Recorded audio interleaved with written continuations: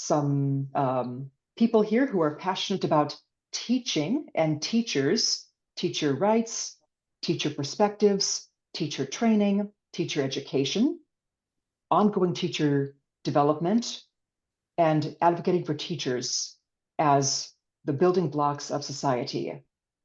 Today, you're going to become familiar with this online course structure, the objectives, and the applied assignment.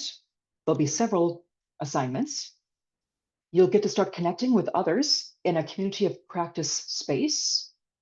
And you'll get to interact today with some regional guidance on teacher education and major challenges with teacher education from survey results that we have to share with you a little later. Yes, and I see people are introducing themselves in the chat box. Please do go ahead and say hello in the chat box. We expect about 145 people to join if they all come. So it should be a great learning group. Next slide, please, Hanak. So we're here gathered together in this online learning space. We want you to feel that this is not a webinar where you just come and you tune in and you listen on mute, but that this is a learning space, one in which you'll come back to again and again, and you'll actually feel that you have learned something relevant, something interesting, something useful for yourself. So with that in mind, you're welcome to turn your cameras on. You're welcome to get involved. We want you to feel like you are part of this space. It's not a webinar, it's a learning space, even though it's virtual. This is a learning space for all of us. We all have something to share and something to learn. It doesn't matter whether we have UNESCO after our names or the African Union or a school. What matters is that we all want to come in to learn and from each other and to share with each other. Because knowledge is a co-creation with each other. Nobody owns the knowledge. Nobody has all the ideas. Knowledge is a co-creation always. So we're going to create knowledge together. We're going to learn from each other, and we're going to have chances to reflect on ourselves, reflect on our country situations, reflect and connect with each other, connect ideas, and always share of ourselves, share of our time, and share of our ideas. When you want to talk in this space, let's start by asking questions and posting comments in the chat box. We'll have times where you can raise your hands to unmute and then to speak. But we would prefer if you start by asking your question in the chat box, then we can see quickly who it is and what they're asking and try to make some space for you. And please mute yourself when you're not actually talking. That it's just to keep so that we hear only one person speaking at the same time. So if you want to talk, put your question in the chat box and or raise your hand. When you do get a chance to speak, could you keep your comments to about 1 minute or less? And this is just to give everybody the chance to speak. There will be some times where you have more time, especially if we do breakaway rooms where you have about 10 minutes to discuss something together with a few other people, but usually just stick to 1 minute when you're asking a question or when you're giving a comment. And last thing, we're going to be connecting every other week for 10 sessions on the same Zoom link. So you can use the same link every single time until early December. And again, my name is Mary Ann, and you'll be seeing quite a lot of me. I want you to feel like you can contact me also on email anytime. So that's a little bit about the course basics. I'm going to turn it over now to Quentin. Dr. Quentin Woden is our director at UNESCO ICPA, and he'll be giving some welcoming remarks. All right, thank you, Marianne. Hello, everybody. So I'm Quentin, working at UNESCO ICPA.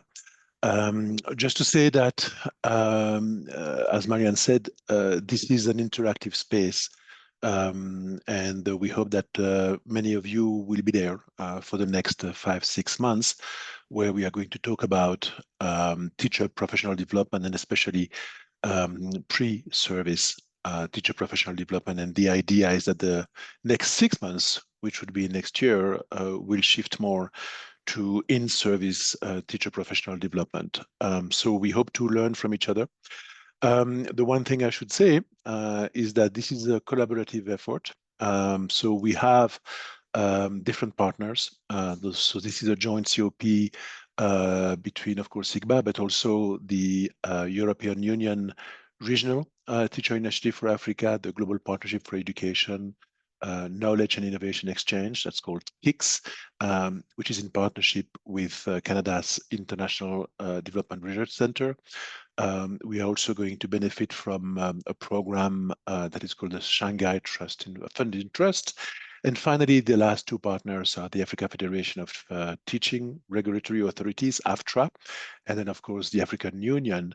And there's a bit of a link actually between this COP and webinar series that we do every month, to which you are invited if you don't know about it, with the same partners, essentially. So the last thing I want to mention is that in parallel to this COP at ICBA, and of course we will work with the African Union and the other partners, we are thinking of developing detailed guidance to countries on issues of continuous professional development in service and pre-service, as well as some of the other aspects related to teacher policy reform. And so what we hope is also to learn from what is going on in your countries, so that this can inform the messages that we give in different countries and the work we plan to do with the African Union. And I don't know if Sophia will be here today, but as you may know, the African Union just adopted a new continental education strategy for Africa that places a lot of emphasis on teachers. And so they will start implementing that next year. And so we hope that this COP is also going to be useful for that. Let me just stop here, Marianne, not to take too much time, and I'll come back later when we talk about some of the work that we are doing. Back to you, Marianne.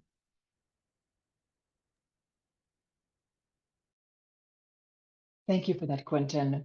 I would like to also ask Mervi Hakoniemi to give some opening remarks as well. She's one of the partners from the European Union Regional Teacher Alliance, who will speak a bit about the EU's work, connections to Africa. So Mervi, over to you, please.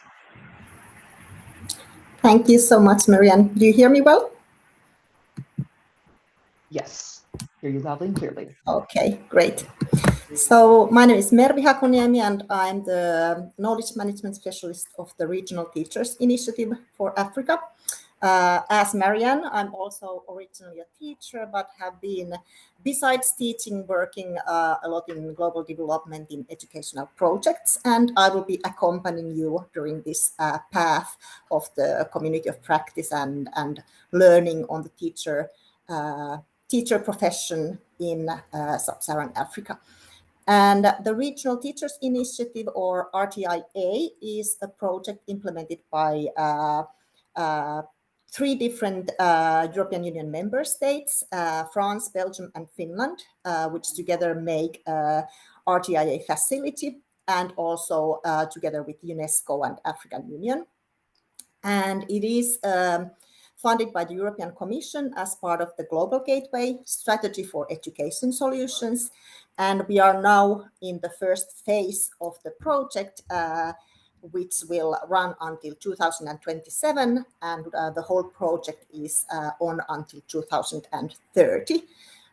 There's 4 different priorities that we are seeing. So teachers as an overall topic is our priority, but we focus on teachers through 4 different strategies. So we provide technical assistance for different ministries of education. Then we also build research partnerships between Africa and European Union.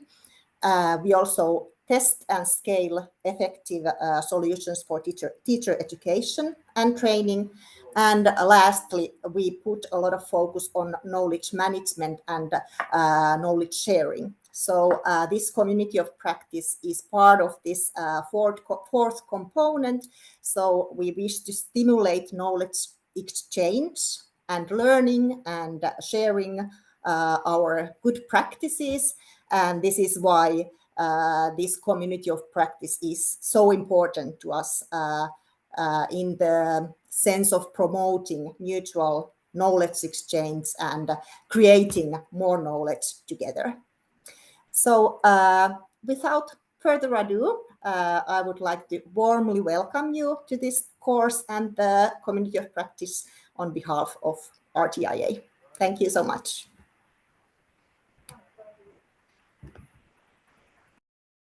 Thank you for that, Mervi. And everyone, you'll be seeing a lot of us. So feel free to contact us. Feel free to reach out with questions about our organizations. We hope that you feel like like we are all learning together. We're all in this space here to learn something and to share something. So we might be called experts in some areas, but also learners in other areas. And that includes us facilitators as well. Learning is life. Learning is ongoing. There's no cap to learning. Thank you, Mervi, and thank you to the EU for the partnership. I'd like to also ask Dr. Maina Gyako to share opening remarks and a welcome. Dr. Maina is a course facilitator and adjunct assistant professor at the Aga Khan University, IED, International Educational Development Division in East Africa. And Dr. Maina will be with you for this course duration as well. He'll be organizing sessions and speaking with many of you directly. So Maina, over to you. Good afternoon, everyone. It's a true honor to join you today, virtually across borders, across time zones. Let me start by thanking our earlier speakers for grounding this powerful session and the vision behind the cause. This is more than a webinar series. It's the beginning of a community, a space where knowledge, experience, and hope meets. We are here not just to learn, but to reimagine, to reflect on how we train, how we empower teachers, and how those choices shape the future of our schools and learners. And we are coming from many directions, ministries, universities, colleges, NGOs, but we are united by one truth: our teachers matter. And how we prepare them, how we nurture their practice matters even more. As we begin this short course on community of practice, I encourage everybody, each of you, to approach it not just as a participant, but as a contributor. Use the chat, drop your thoughts, share your lived reality, because this course is shaped by your voice. A few tips if you have heard: stay present, often engage, be kind to your connection, mute when needed, but don't mute your brain. Finally, remember this: we are not here to find the perfect model of reform. We are here to build it together. We are completing each other. We are having a conversation, a context, and courage. Let this be a space of curiosity, not perfection. Let this be the beginning of something truly transformative. Thank you. I'm looking forward to learning with you and from you as we begin the journey. Let the learning begin.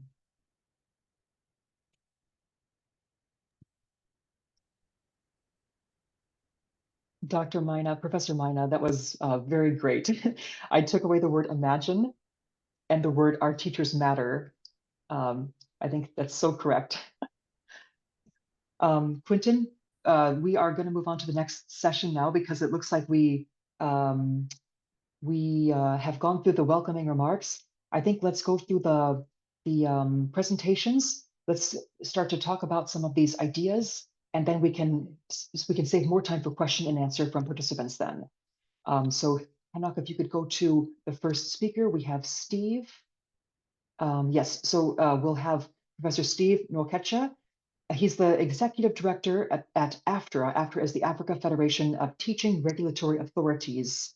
We're going to hear about the AU's frameworks on teaching standards. We're going to hear about some regional frameworks for teachers right now, and then we'll have a lot of time after that for questions and answers and to look at the course more deeply. So let's dive right in with thinking about this topic of teacher education reform. Professor Steve, over to you. And we'll share the presentations later. Thank you. Thank you, Marianne. Colleagues, it's my pleasure to make this short presentation on the African Union Teaching Standards Framework. And as you see on the cover page, there will also be references to regional examples, so we can know that the African framework is on the right page. Let's go to the next slide.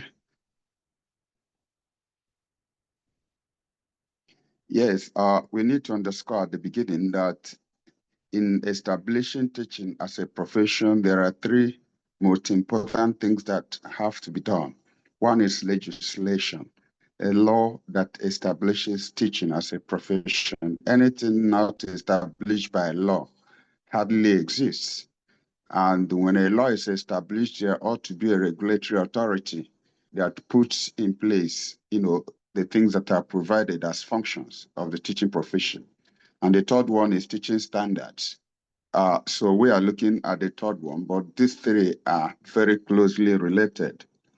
So we go to the next slide where we are seeing the standards itself. Yes, we can see that the standards is at the center of a lot of things we do in the teaching profession, whether it's in terms of developing our career path or initial teacher education or CPD, registration and licensing, induction, mentoring, name it all. Standards is at the center of it because they are all done based on standards. Anything done outside the standards then has an issue. So standards is at the heart of the teaching profession. Let's go to the next page. Yeah, the story behind the standards is a very long one. And we put it here in a nutshell so that if you look at those documents, you can reference them. All of them shows a historical development to the current importance of standards. So anywhere in the world today, the teaching profession, the first question you'll be asked as a country is, do you have standards? In addition to, do you have legislation and do you have regulatory authorities? I speak to you as the executive director of the Continental Federation, Intergovernmental Federation, regulating teaching. And I also speak to you as the current chair of the World Forum of Teaching Regulatory Authorities. So what I'm saying here applies to all continents of the world. First three questions your country will have to demonstrate that its teaching force should be counted upon is a legislation, a regulatory authority, and standards. So this is the history behind the standards. Let's go to the next page. The next page, just go to the next page. I have to be very fast because of my time.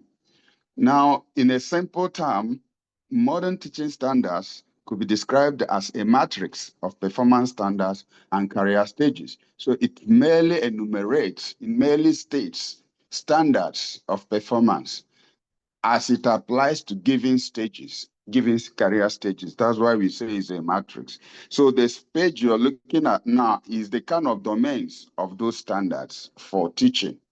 This is global domains cutting across the world, and it also includes the African Union domain. We presented African Union domain in this, committee of domains. So we could see that African Union domains or frameworks are aligned with the global frameworks. Let's go to the next page. There are a lot of world examples. You could see Scotland, Ontario, USA, Nigeria, Australia. They are all on these global domains. So this document should be shared with you, and you look closely and you see that the AU framework is aligned with the global trend. Let's go to the last of the global. The last of the global gives Sierra Leone and some other ones. Now we go to the stages, career stages. Now, the other hand or the other leg or pillar is career stages. You don't make a statement of a standard without showing its correspondent career stage. Before this time, teachers are lumped together. We just say a teacher must know this, a teacher must do this. But the advancement now is that for every such statement or standard, you must say how it applies specifically to a specific career stage. And we go to the next page. The next page shows the type of career stages that are existing across the world. Again, you have this as a resource material and you could study it closely from Commonwealth to the Caribbean community to USA to Australia, and of course, including African Union career stages.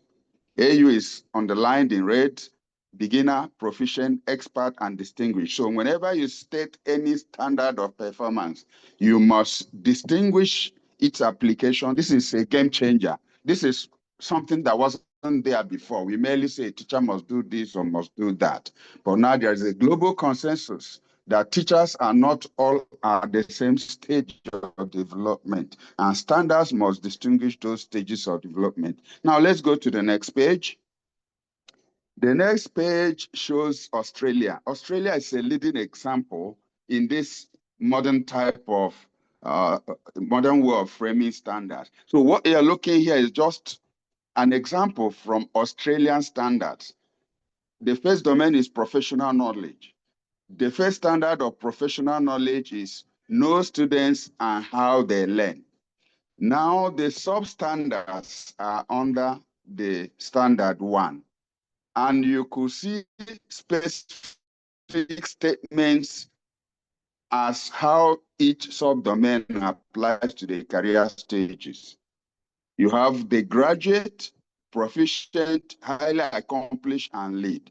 So let's mention that these career stages could have any nomenclature, but what is compulsory is teachers cannot be treated as if they're on the same career stage. So the stages could be 3, could be 4, could be 5. But in Africa, the African Union adopted 4 career stages. So every standard and substandard, you must that applies to each one. And as you move, efficiency increases, the complete standard increases. Now let's go to the AU framework proper.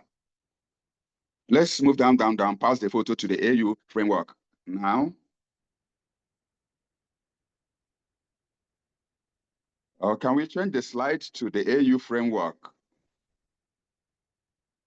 Okay. What you're seeing now is a note verbal. Note verbal is a letter of request on honor from a foreign country to another one. Yes, okay, we went backward. The AU Continental Framework, this is the full name, full official name. If you Google this on the internet, you get a copy.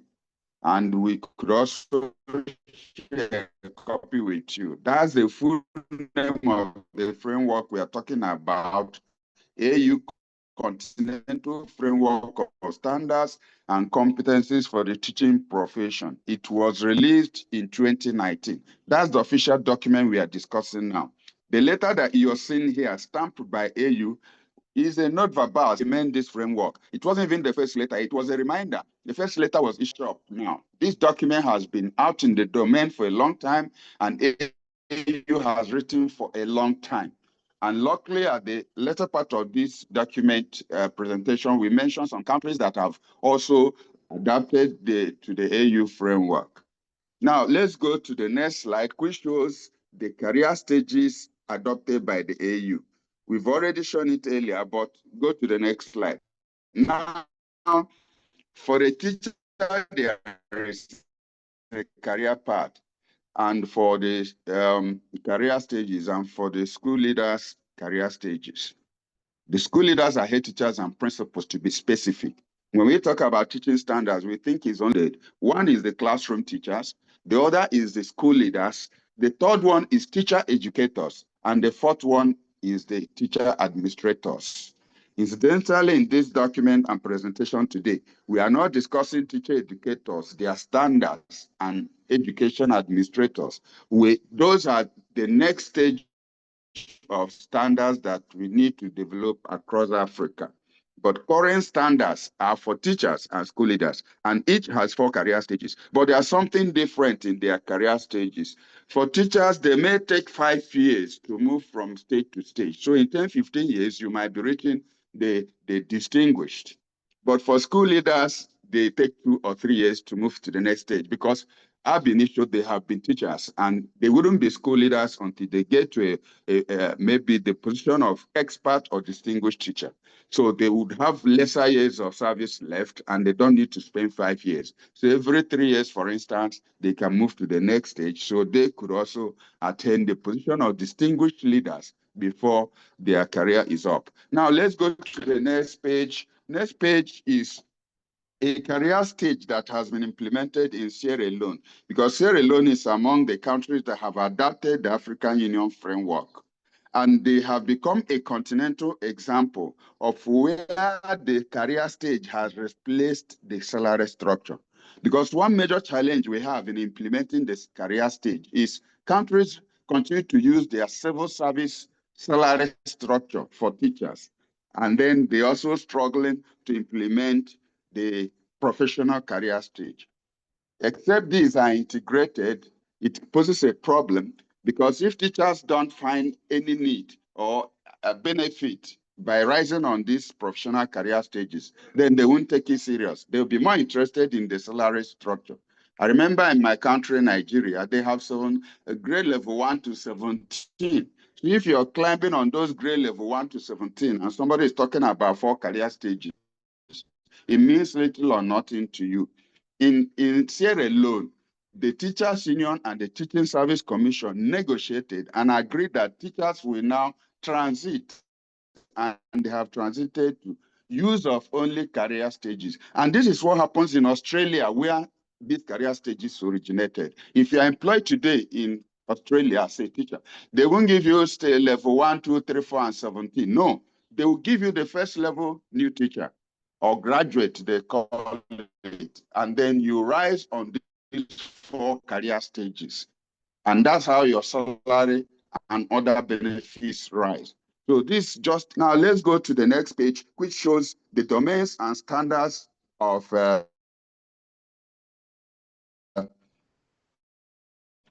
for teachers. Next page, and standards for teachers. Please, can we go to the next slide? Yes. This is a summary, an overview of how many domains and standards you have for the teacher framework. There are 5 domains for standards for teachers. The first domain is professional knowledge and understanding. Second one is professional skills and practices. Third one is professional values, attributes, and commitment. Fourth one is professional partnership. And fifth one is professional leadership. Under each of these domains, we have listed the number and actual standards. And that's how you will see that we don't have much time. This one is the domains for school leadership. The next slide, please. Next slide is domains and standards for school leadership. Next slide, please. The slide for school leadership. Similarly, school leadership has... Steve? Yeah. We want to give a lot of time for discussions, right? And we'll go back to all of this throughout the COP. So you may have to wrap up very soon. All right, thank you. So let me flash and go to, if you check the slide as well, you can start scrolling down. There are actual slides that show samples of these standards, just like we showed. Please just move down, down, down. I want to mention finally the Shanghai Fit project. There is a project domiciled at UNESCO IGBA, which is called Shanghai Fit Project, a fund for promotion of teaching standards in Africa and Asia. Through that fund, just go to the slide on Shanghai Fit. Through that fund, UNESCO IGBA has been able to be, helping and supporting 3 countries in West Africa. I'm currently on such a project in Liberia. You have it in the Gambia, you have it in Sierra Leone. Shanghai Fit is supporting these 3 countries directly, physically with, supports. But beyond this, the Shanghai Field Project has also done a mapping of the entire African continent regarding the implementation of teaching standards and associated issues that deal with teaching standards. And these include things about the legislation, international alignment of framework, pre-service teacher education, CPD, and of course, teacher working conditions. So eventually, this project working directly on the frameworks, teacher frameworks, is helping to ensure that this is, the AU framework is well domesticated and taken across the country. So I stop at this point. Thank you very much.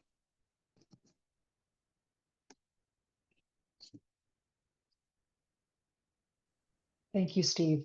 Quite detailed. I think that we appreciate this, and we'll probably have to return to some of those figures and standards at a later session. The course is set up where we have 2 sessions for the same topic or idea. So maybe next time we can also return to some of what you have shared. Today is just to give people a little appetizer to start the conversation. And we can spend more time on areas that people would like to learn more about, and we'll hear from them in the question and answer shortly. So thank you, Steve. The next presentation will be by Dr. Quentin Woden. Could we have the slides, Enoch? Thank you.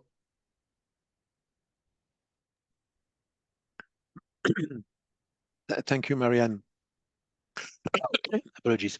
And we don't want to make the presentations too long, so we just want to give you a few ideas for food for thought.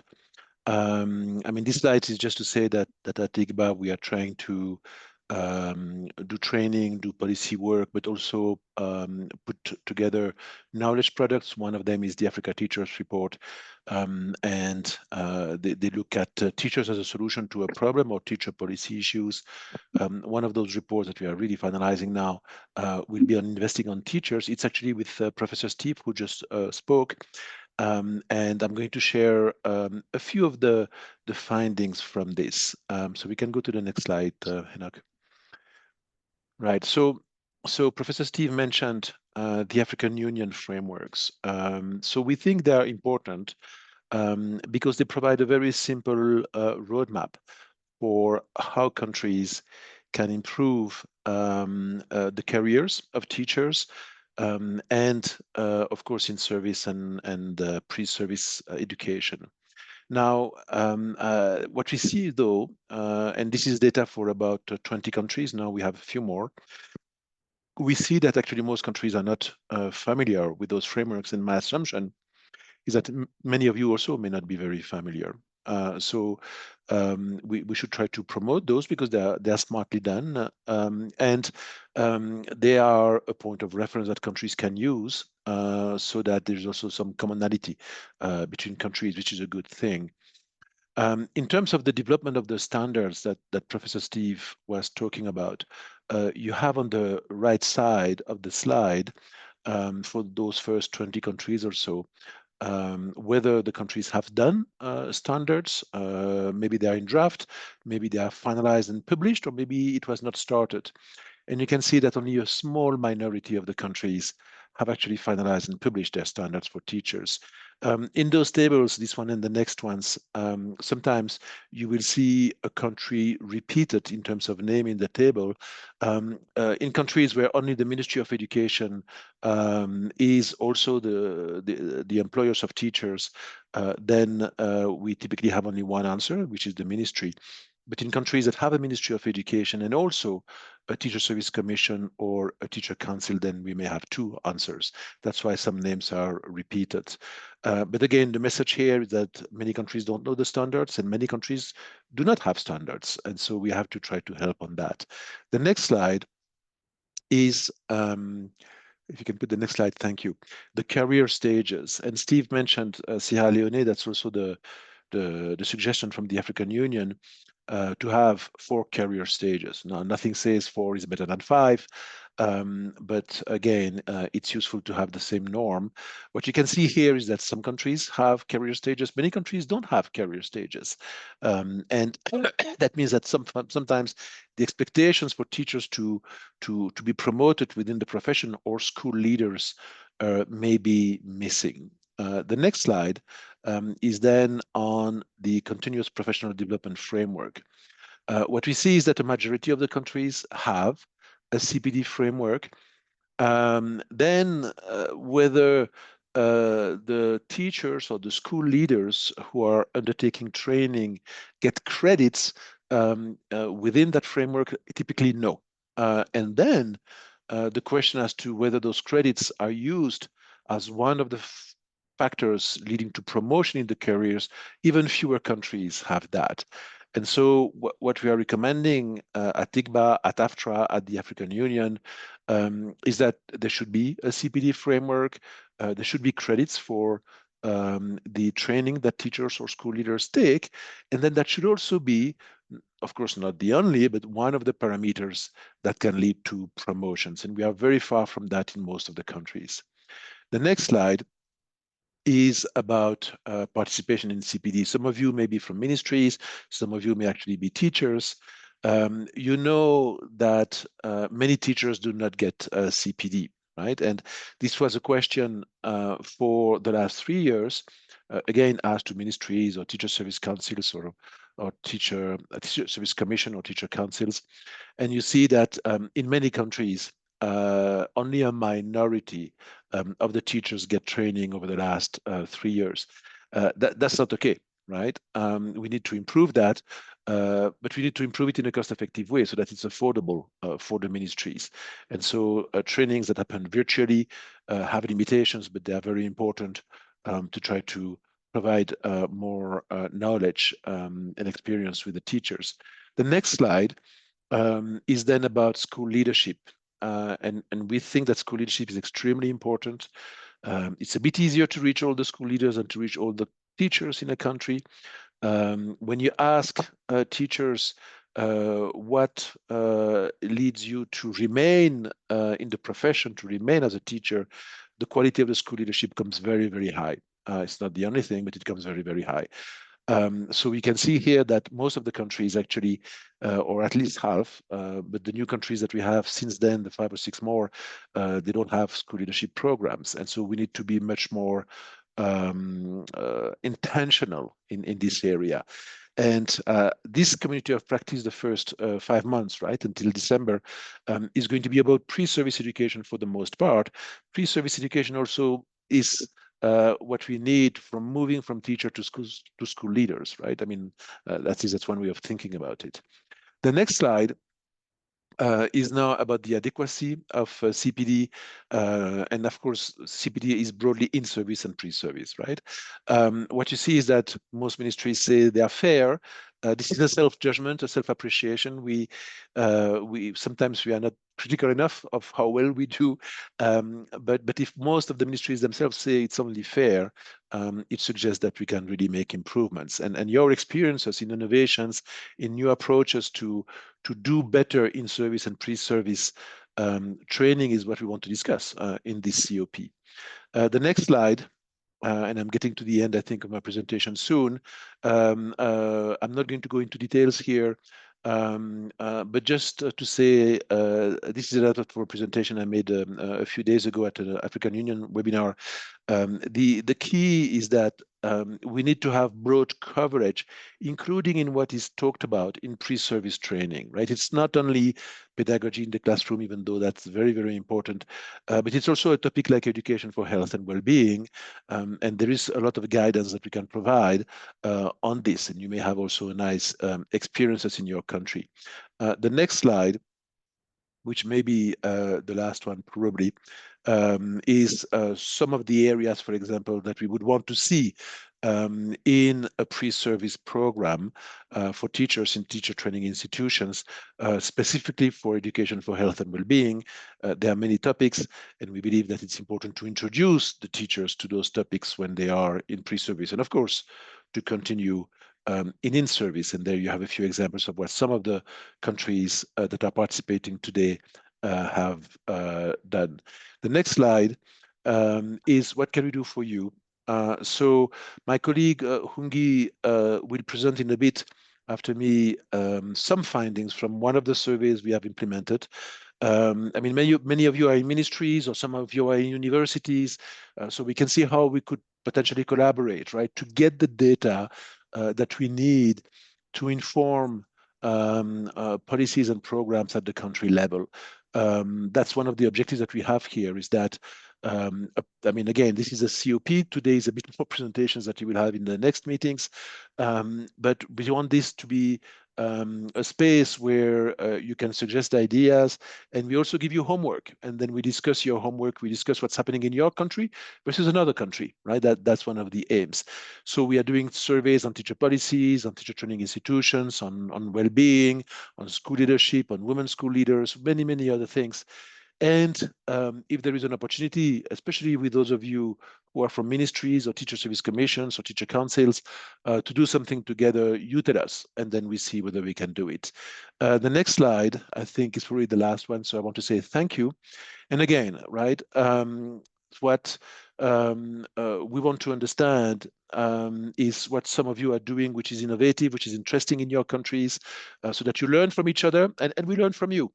And one of the key aims, at least personally from this to me, is that by the end of this first wave of the COP, that means by early December, we have learned enough so that we can also put some kind of guidance out for countries in terms of what they could do to improve pre-service, in-service, and other aspects of teacher policies.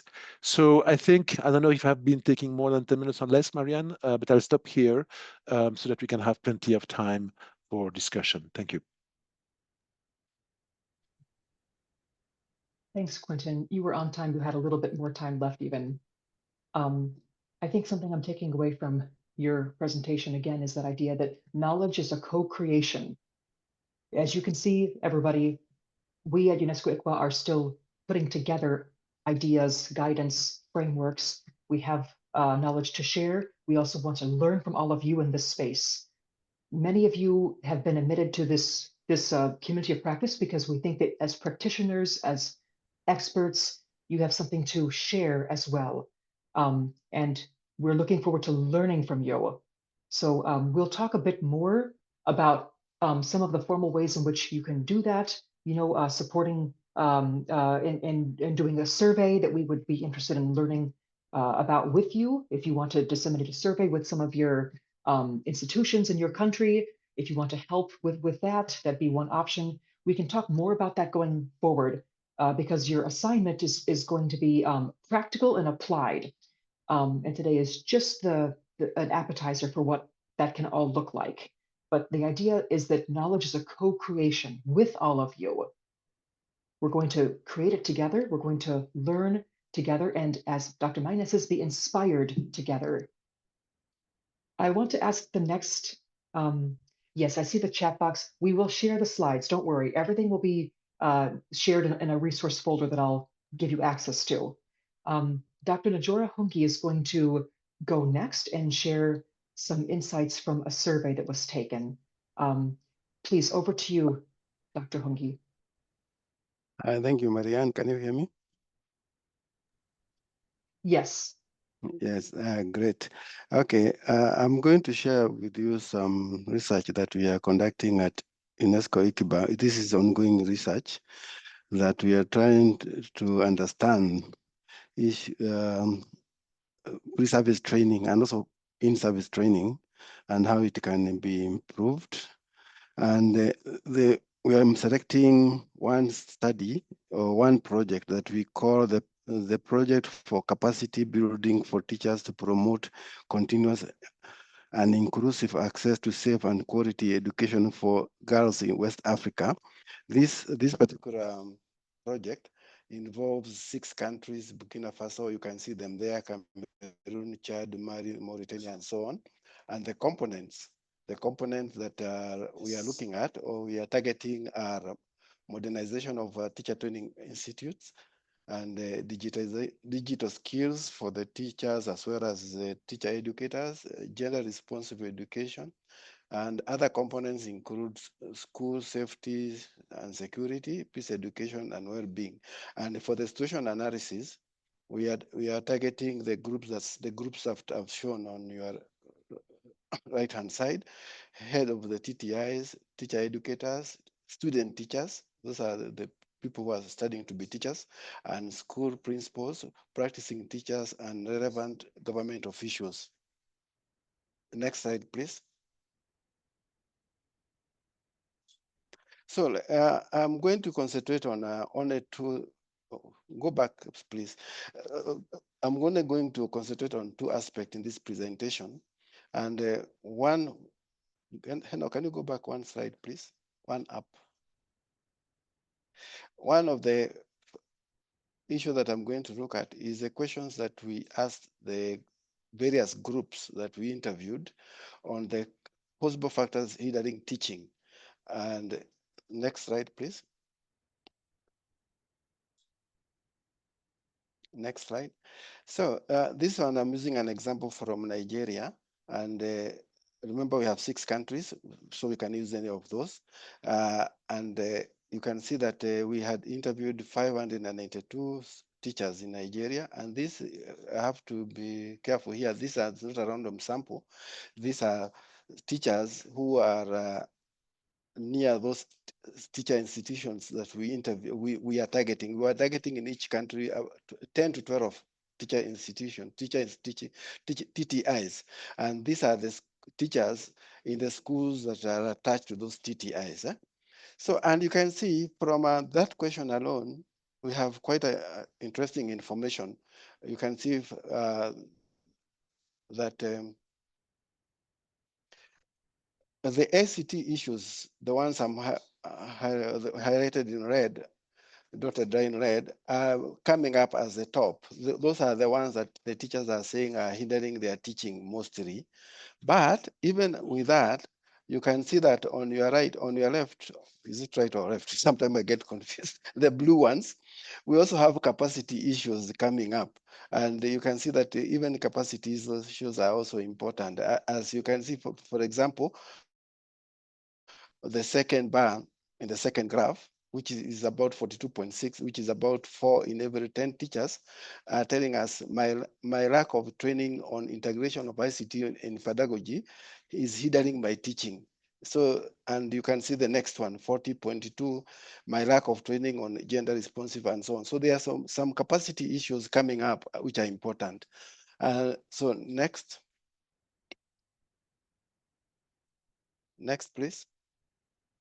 In this graph, we are trying to divide the data or show the data from different countries. Also, the same question again that I showed you before about what factors are hindering your teaching. And you can see what is happening across different, I've shown only 3 countries there. We could show more, we could show all 6. And you can see that, yes, we have the facilities and ICT in particular coming up are the most limiting, but even for the capacity issue, the training issues, they are coming up and quite substantial, as you can see on that graph dotted in blue. And they vary across the countries. Next, please. Next, please. So, and the same question, that question, the slide I showed you before was for teachers. The question we asked the same question now to the teacher educators. And we asked them, again, the same question, but this time focusing on the teacher educators. What is hindering your teaching? And you can see that the facility issues and ICT are still at the top, but even the capacity issues are quite substantial. For example, on the dotted with blue, you can see that for Mali, where we interviewed 234 teachers, tutors or educators, almost 4 in every 10 are saying that my lack of training on the integration of ICT in pedagogy is hindering my teaching or my work as a teacher educator in this TTI. And you can see it varies from country to country. Next, please. Still on the teacher educators, and we had very many factors that we asked, and I'm only showing a few examples here. To again asking them the same question, and you can see that even the issues of capacity vary across the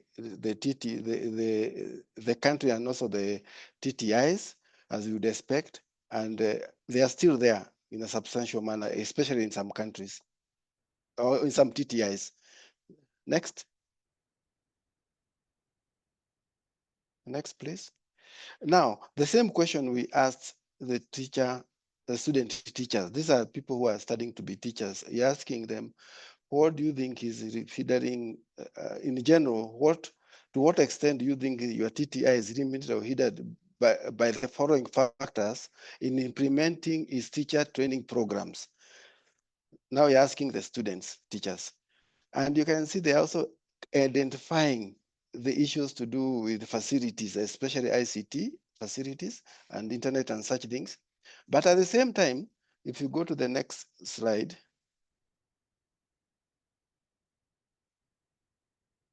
they are also noticing, the student teachers are also noticing that their educators are also struggling with the capacity issues. As you can see from that graph highlighted in dotted blue lines. Next. Next slide, please.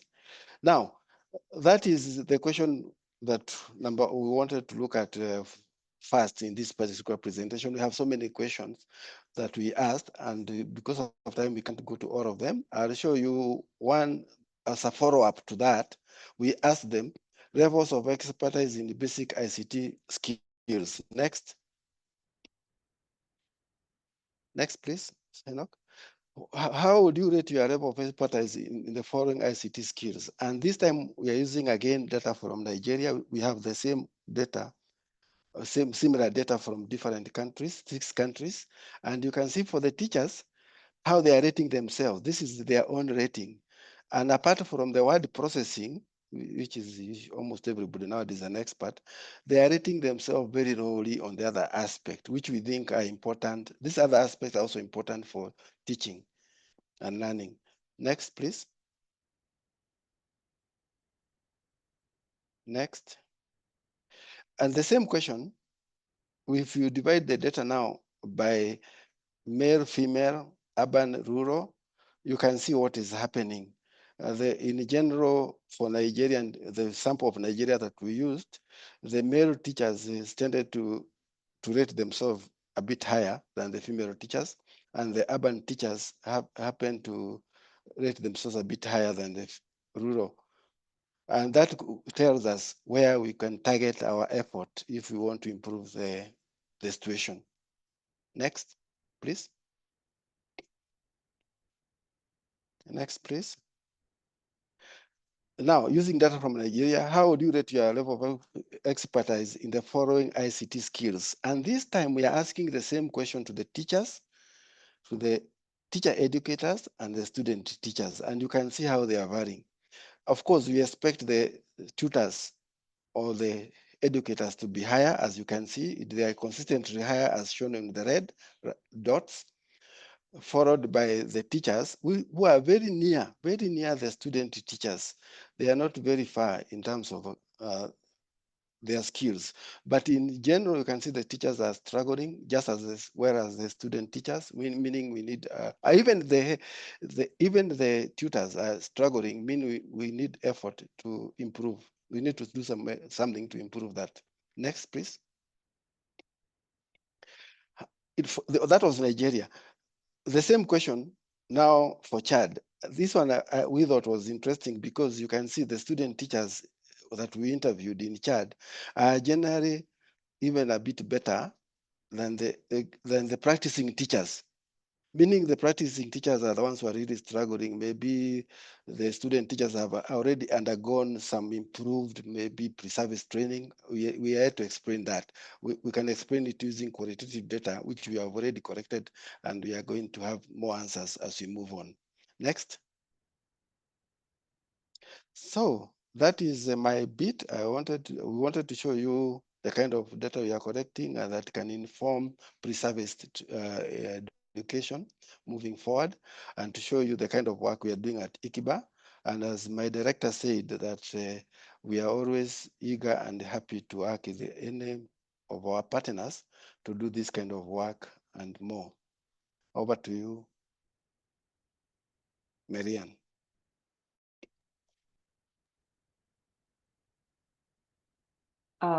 Okay, yes, thank you so much, Dr. Hongi. I know that the information is running by a little fast today for everybody. It is just the first session, and we can return to any of these slides. We can return to any of the information right now during this question and answer period. Even if you just remember, even if you just wanted to see a slide again, and you don't even have a question, but you just wanted to return to one slide to look at it again, we can spend a little time now. We have half an hour right now for questions and answers that are inspired by the three brief overviews that you just heard. And I'm going to ask my colleague, Ms. Yvonne Maboya, to take us through this section. Yvonne is the monitoring and evaluation consultant for the KICS project here at UNESCO ICBA. Yvonne, would you like to take over now?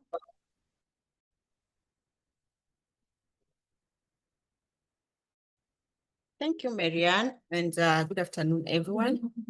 You'll allow me to put off my video. My connection is a bit unstable. I hope that is okay. So welcome to this session, and I really just want to appreciate all the speakers. I see a lot of interest from the participants. I've seen a lot of requests for PowerPoints. I've seen requests to share the study that Dr. Hungia just presented.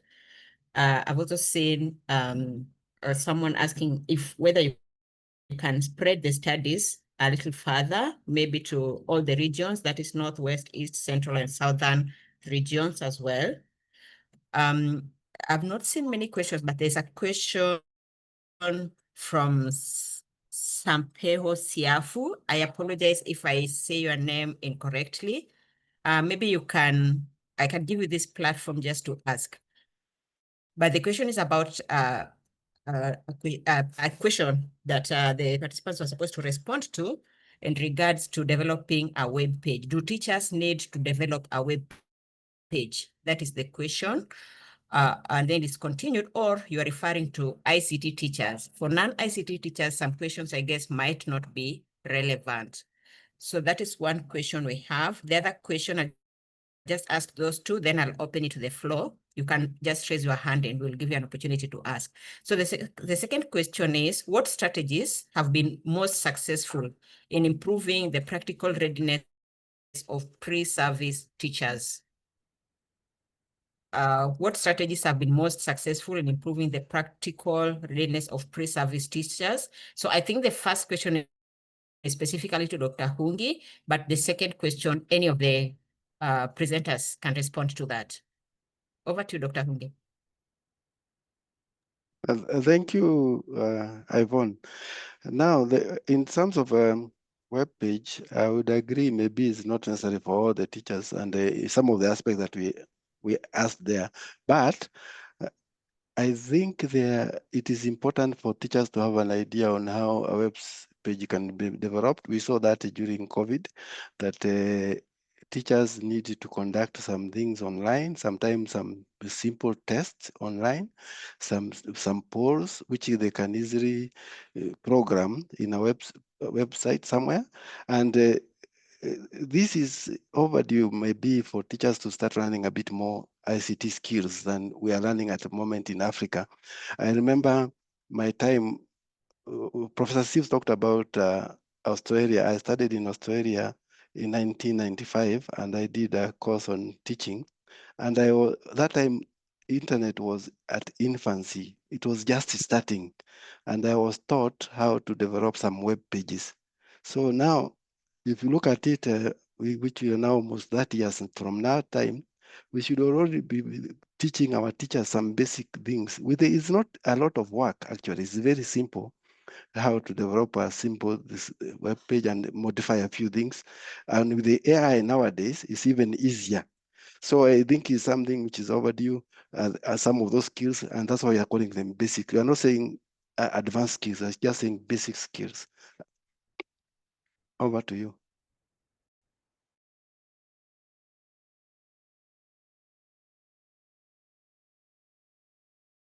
Thank you so much, Dr. Kungi. I can see a hand from Dennis. Dennis will just ask your question after this. So there's a question that was also asked. What strategies have been most successful in improving the practical readiness of pre-service teachers? And then I'll tie it to another word. Regarding the career paths of teachers, what is the difference between expert and distinguished?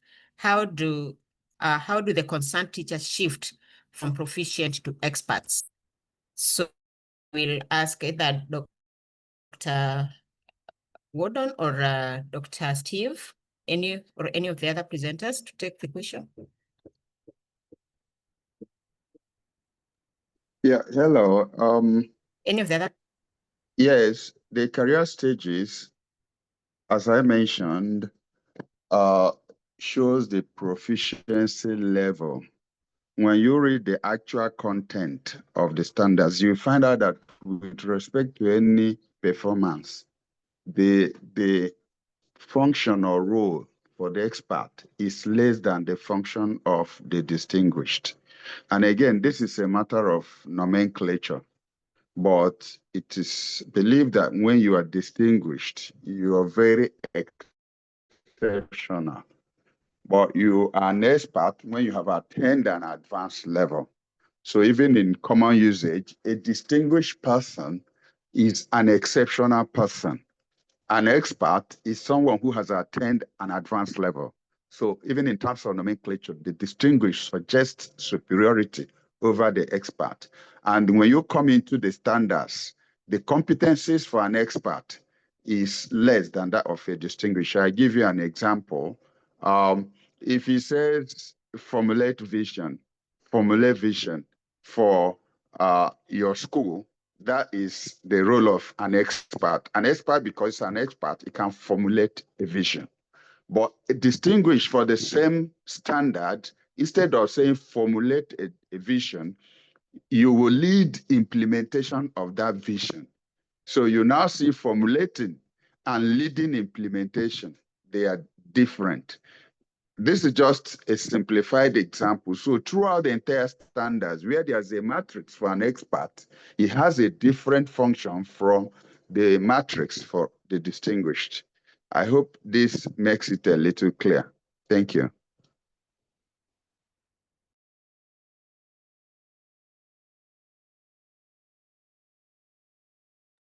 Thank you, Dr. Steve. Maybe Professor Gioko or someone can take the other question that I had asked earlier.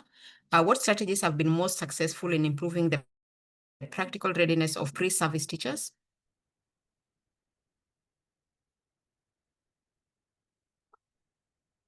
I think practices matter and vary based on different regions.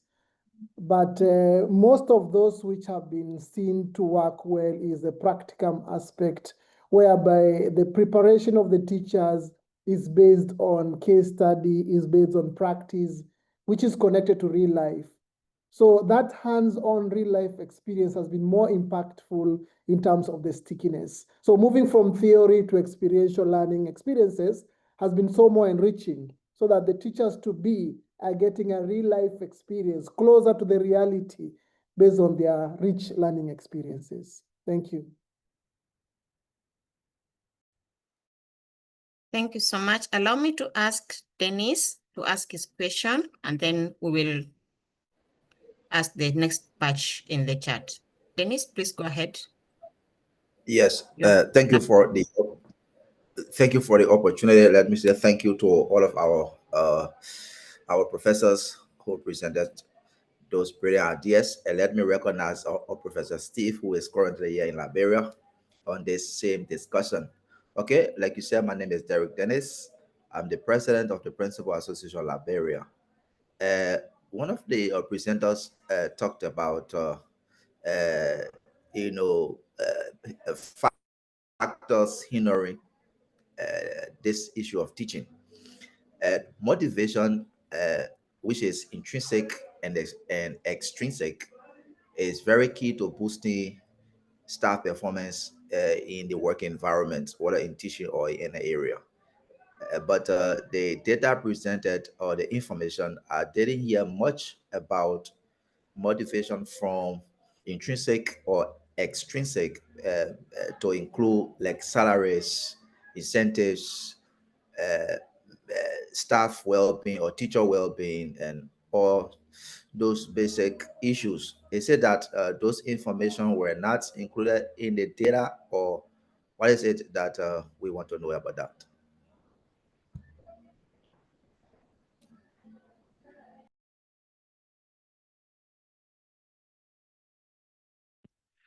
Hello, Yvonne, can you hear us?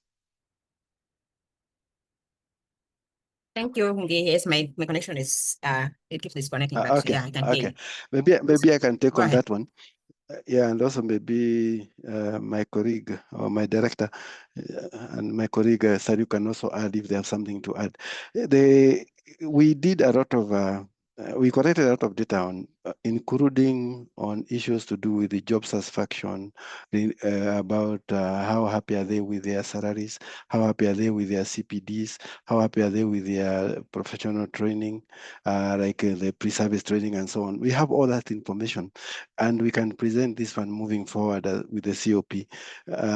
For this one, we just wanted to concentrate on 2 points that we thought would be interesting to show as a start.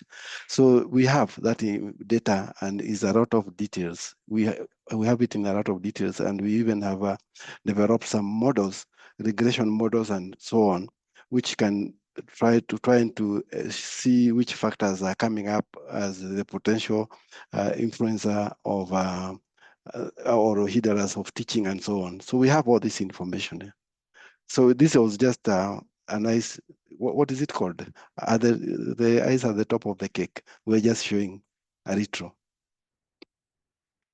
Thank you. Thank you so much, Hungi. Not sure whether Salih has something to add, or we can continue. Please go ahead. Thank you, Salih. So I think we'll ask the next batch of questions, and Hungi's questions seem to come your way.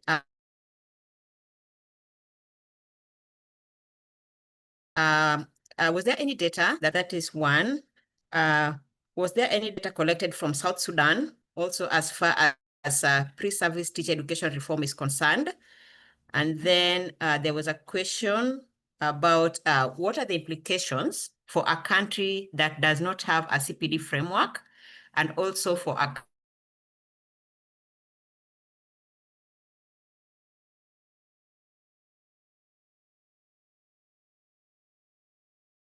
country that does not have a teacher actions. One is asking about CPD commission.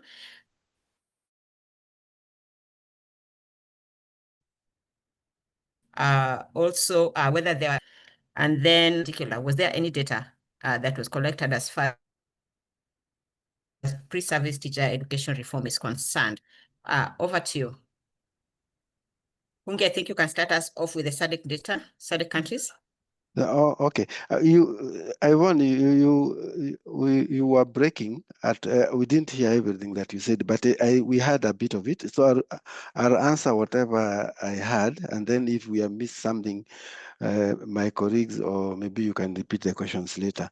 So for South Sudan, we also have another project. It's a bit different from the one that I described, but is very, very well related. It's also about teachers, and also concentrating on girls' education, teacher well-being, and so on. So we have information about South Sudan, not too much on TTIs, teacher training institutes in South Sudan, but the other aspects that even the kind of tables I was presenting on factors hindering and so on, we have that. So we have information about South Sudan. I had you at the end talk about SADC. I did not get that part. Maybe I'll leave it for that for now. For the countries, the CPD framework, Professor Steve and Ikiba, and also and especially my director, Dr. Quintin, we have been developing a checklist, or rather a guidance on how to develop frameworks for teaching standards and teacher competencies.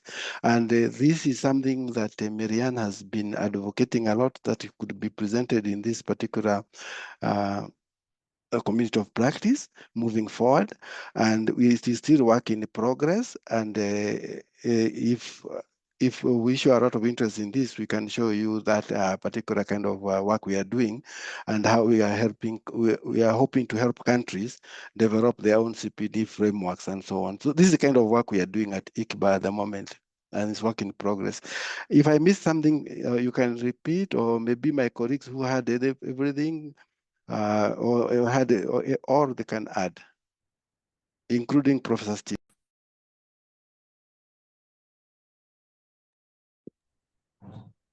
No, you got it all. So nothing to add, Dr. Hangi.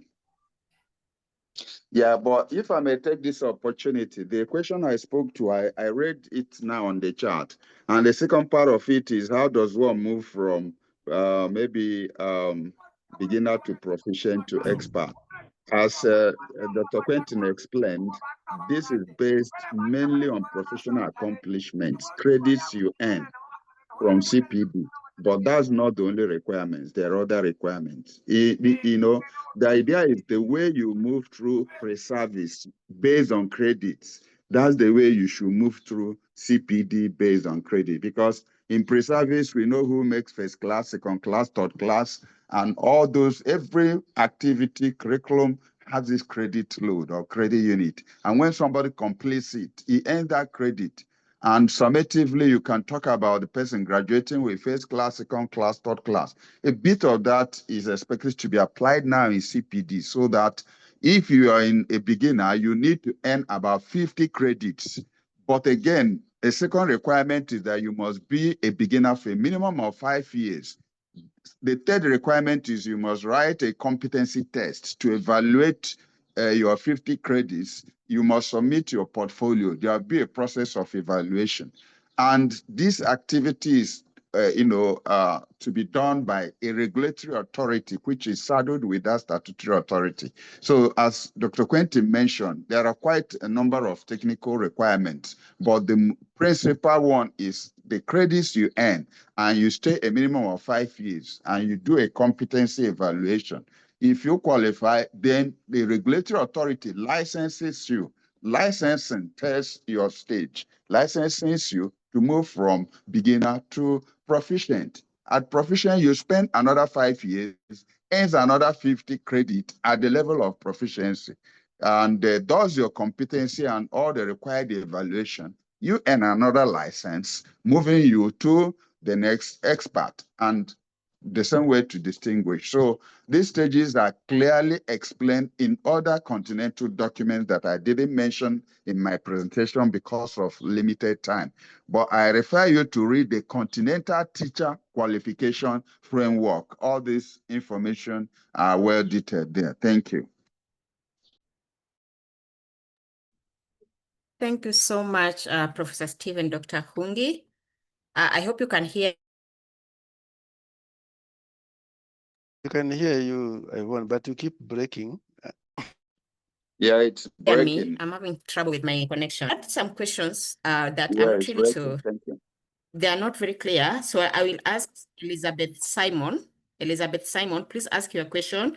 And then I'll also ask Wanu Makame to ask the question, and Dereje Taye, please, in that order. Elizabeth, please ask your question.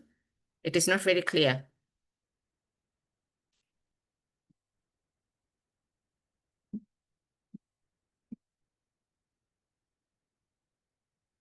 Okay, can Taye ask his question. Dereje Taye, I'm sorry if I'm mispronouncing your name.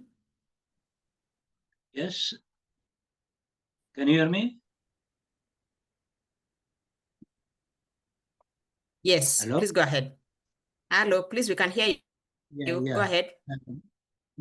Well, my question is about whether these teacher standards or proficiencies are really global or contextual. Some argue that teachers' proficiency levels or their standards must be universal. I mean, every global citizen should have highly qualified teachers, whether it is in Africa or in other continents.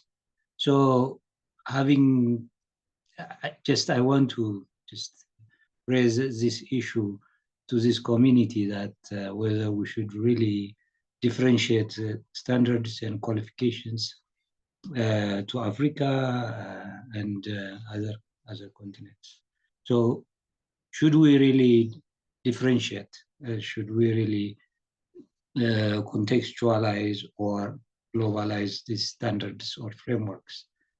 Just I want to hear some views on that. Thank you. Back to you. Thank you so much, Taye. I will ask Alpha. Alpha, I can see your hand. Please ask your question. Thank you very much. My question is for Dr. Steve or Professor Steve. I'm from Sierra Leone. I went through our professional standards prepared by Dr. Steve before I joined the commission. I'm just suggesting, Professor, don't you think we should have another level between the proficiency stage and the highly accomplished teacher? Because I'm looking at it as after new teacher, we have the proficiency teacher, then we have another level before we come to highly accomplished teacher. That is my question.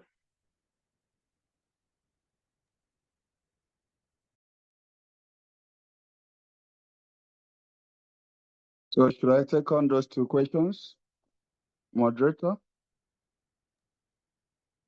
Thank you, Professor. Just one more because it is linked to that one. Read it to you. Yeah. Okay. It says, when the African countries are developing these standards for teachers and school leaders, what efforts are being made so that they fit the African context and start to move away from the Eurocentric approach or standards? I think it links to the first question that was asked by the first speaker. So please go ahead. Yeah, absolutely. Absolutely. Let me start from the last, which was about Sierra Leone. Sierra Leone has 4 career stages derived from the African Union template. So if you say there should be another one before proficient or after proficient, that will be speaking about 5 career stages.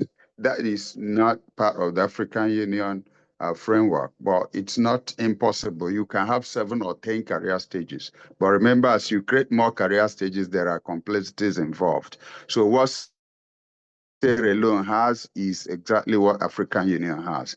Let me then answer the first question, which says, I even read somewhere again, somebody says it looks like it's close to the Australian model.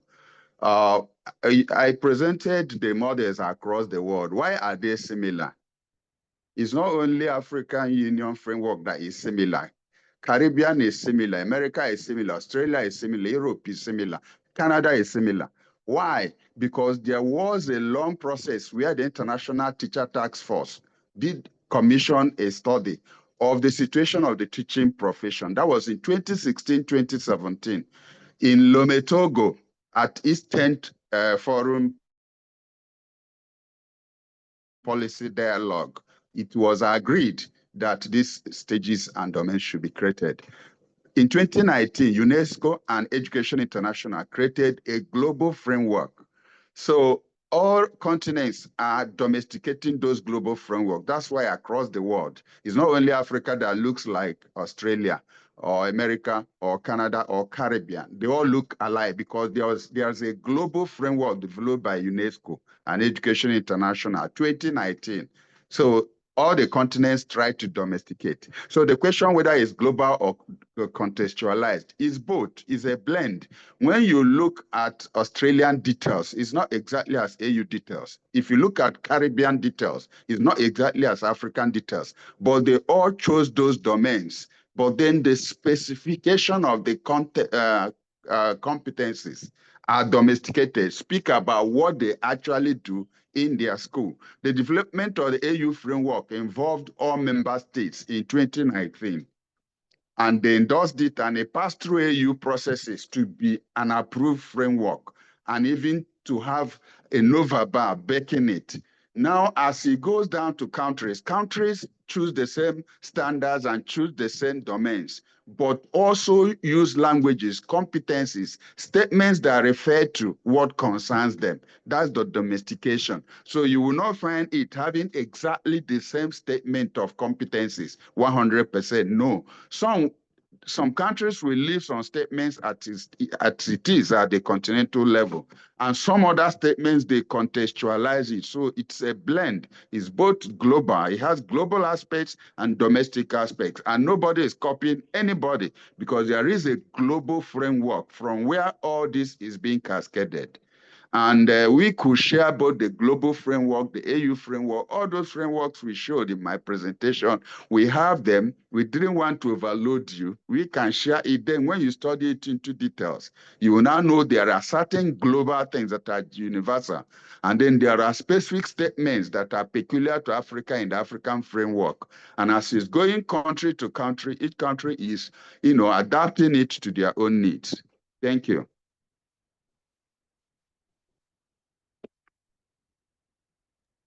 Thank you so much, Steve. I think it is now clear that we have global standards which every country needs to domesticate. So they may look similar. It's because of the global standards. Thank you so much for that clarification. So I just have a set of 3 questions here to ask.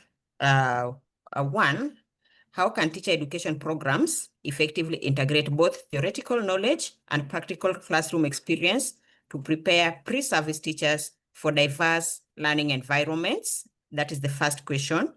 The second question, what essential pedagogical skills and competencies should pre-service teachers develop during their training to ensure readiness for 21st century classrooms?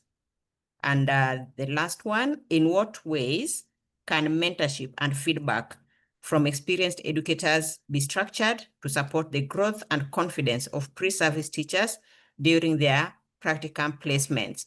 I would ask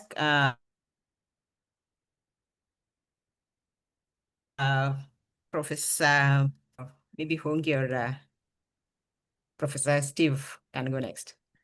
Prof, over to you. We can have I don't know whether Dr. Maina could want to say something about that. Followed by maybe by Professor Steve. You can go first, Dr. Hongi, it's okay. No, I wouldn't okay. be doing it justice. It's better if we hear from Professor Steve and Dr. Maina. I didn't quite get the question, but I have spoken too much, so I will allow my colleagues to speak too. Thank you. But I didn't even get the question.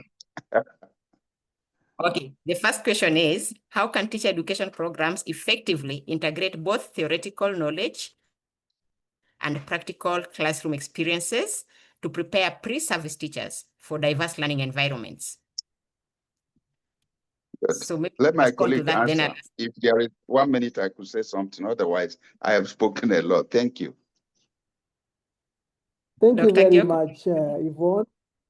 Thank you very much, Yvonne. You're talking about principles into practice, and there should not be a demarcation between the two. One should inform the other and guide the other. So it's a matter of having them nested together, whereby as much as a theory can be presented, but it can also be presented in an explorative way, an experiential way, whereby they experience the concept and then it has stickiness in terms of how they learn. So having them separate, whereby you have a theory and then you go and try to practice, maybe a big time between the theory and the practice, that could be a challenge. But when they are done close to each other, or when they are done in an experiential way, that the presentation of the concept is experiential, is a self-discovery, then that encourages the understanding. So it's a matter of how do we prepare that concept, how do we present the learning experience in a way that it is experiential so that they can learn and rediscover the concept instead of just telling and them listening. Thank you. Thank you, Prof. I think you can also answer the second one. What are the essential pedagogical skills and competencies that a pre-service teacher should develop during their training to ensure readiness for 21st century classroom? And the last one, in what ways can mentorship and feedback from experienced educators be structured to support the growth and confidence of pre-service teachers during their practicum placement? You see, preparing for the 21st century skills is for them to understand the core competencies. And the core competencies are enhanced. They're not taught. They're not told. It's an experience you go through. So for example, if I want a teacher to develop critical thinking skills, is the way I formulate that development through experiential learning so that they understand what is critical thinking skill, what are the abilities of critical thinking skills, and what are the indicators to show that somebody has attained that. It's a matter of mapping out what is required for the 21st century, what you have said about 21st century preparation. There are practical core skills which are required over that particular range so that you map out through the course. Are you addressing all the prerequisite core skills which are required? For example, digital literacy. Are you giving them an experience where they know how to assess information, how to organize information, how to present information? Because you can't teach what you don't have. So as much as they enhance that particular skill by themselves, then they cannot be able to transfer it to other students. You talked about feedback and mentorship. These are core in the learning process. For core competencies to be developed, there must be an instant feedback mechanism, which is either peer-to-peer or facilitator to the students. So when it is embedded, then they learn to appreciate, because even receiving feedback is a skill. Giving feedback is a skill.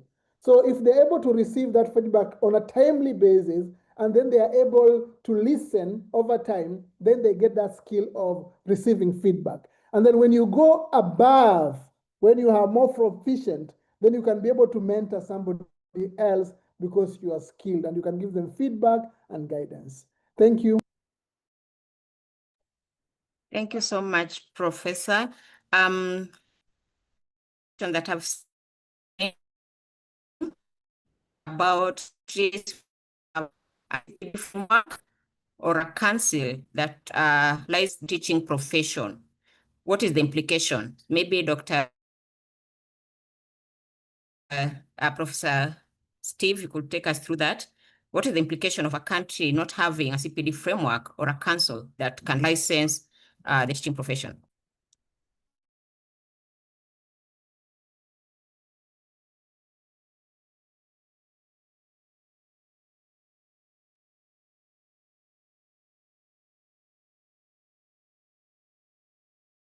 Professor Steve, you're still here?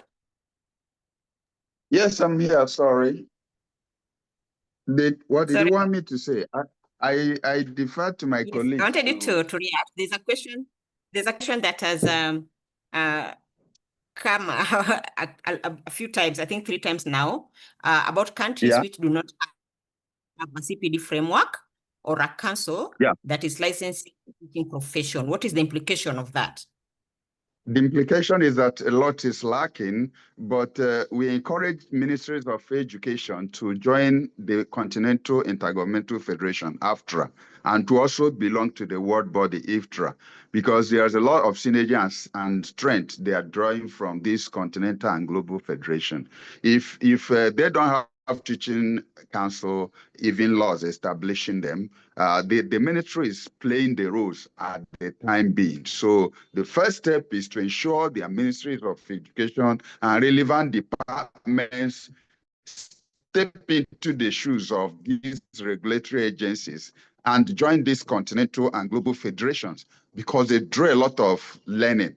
And then the national CPD framework, and there's also the second one, national pre-service teacher education framework, because teacher education is both pre-service component and then CPD. There is supposed to be national framework for both of them. All these are developed in the process of our mitigating interventions in standards. We raise awareness and they could be developed together with the standards so that the standard will not stand alone. And of course, at the level of UNESCO, the teacher policy is very important as well. Even if you have not developed standards or any of these other things, if you develop a teacher policy, that teacher policy talks about 9 dimensions. And in some countries like Zambia, Nigeria, they are making it up to 10, 11, 12 dimensions by adding teacher voices, by adding psychosocial support. If you develop teacher voices, it will also raise awareness and create some policy pages that talk to the different dimensions of what will constitute a quality teaching force. So the summary is start small, one at a time. Take the one you can do first. The ministry should take the lead when there is no council. And then these frameworks could be developed, CPD and pre-service. I go across countries and you find out that each teacher, university or college of education teaches whatever he likes. There is no national standard, even no national curricular framework. But if you go to the teacher qualification framework of the AU, there is a curricular framework suggested or prescribed. So one at a time on any of these aspects, they need to reach out to AFTRA, UNESCO, IGBA, AU, and we can provide a technical inspiration for them to do any of these one at a time. Thank you. Thank you so much, Prof. I don't know, Marianne, whether I still have time, but we have a hand from Alpha. Alpha, is this a new Yes, hand or Yvonne, an please old go hand? ahead. Alpha Boo, is that a new hand or an old hand? You have a question? It's an old hand. Oh, okay. Sorry, I have a question here. Okay, please ask. Yes, it is irrelevant and important that non-ICT teachers in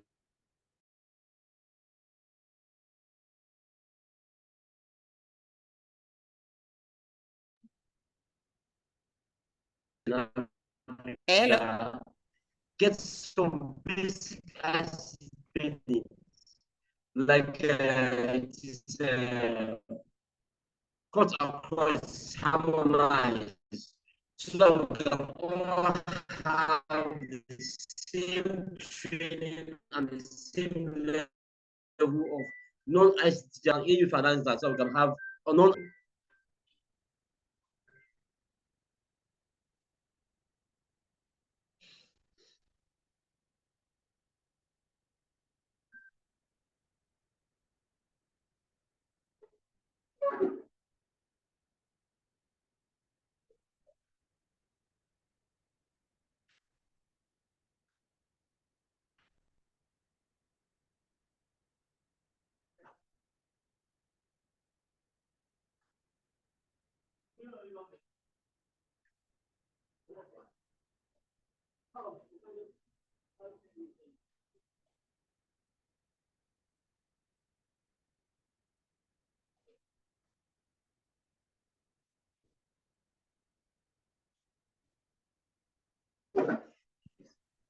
They're not here.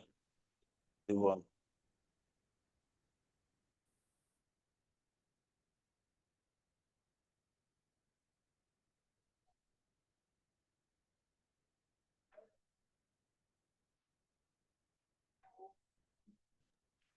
I think we might be having some technical issues. I no longer hear Yvonne or anyone speaking. Yes. This is what time for.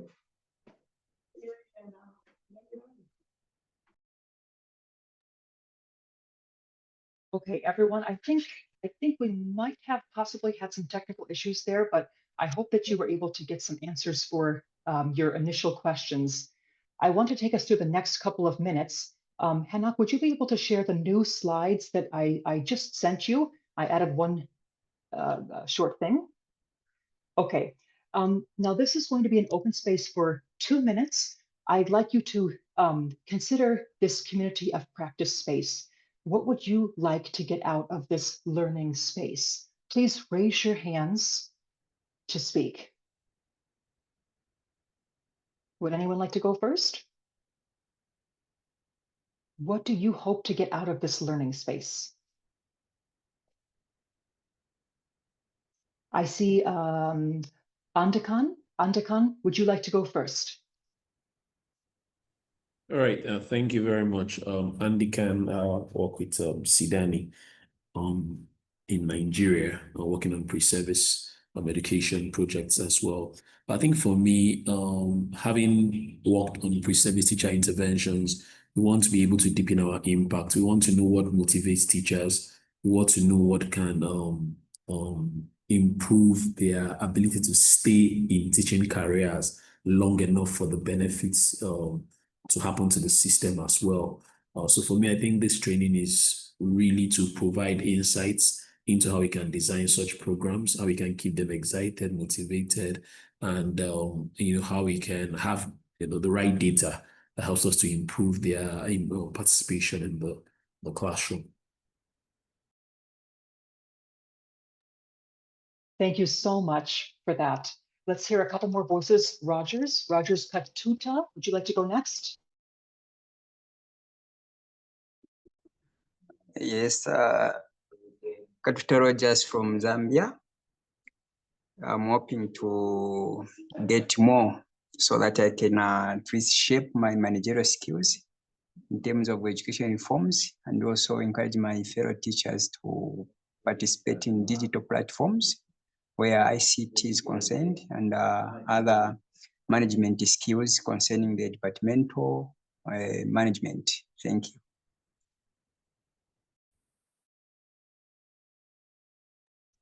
Thank you, Rogers.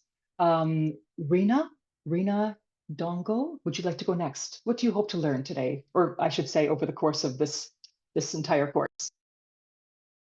Yeah, thank you so much. By the names of Rina Dongo Vincent, are you getting me? Yes, I can hear you.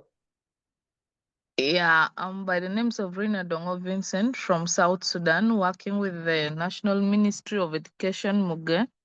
I am so honored to be part of this training, and what I expect from this platform or this space is that I'll get new ideas on how to really contribute to the teachers' development, because most of our teachers have really gone to the private sectors, and the teachers that we have now, they are just teaching because we don't have teachers. But I want to get knowledge on how we can be able to get at least the qualified teachers, and also how we can really maintain them in the teaching profession, because we believe that education is on the hands of the teachers. So when we don't have qualified teachers, I don't think education will exist. Thank you so much.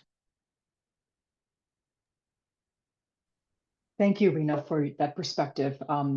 I think we have time for one more person to share. What do you hope to get out of this space? Moset Sandagape, would you like to share your thoughts?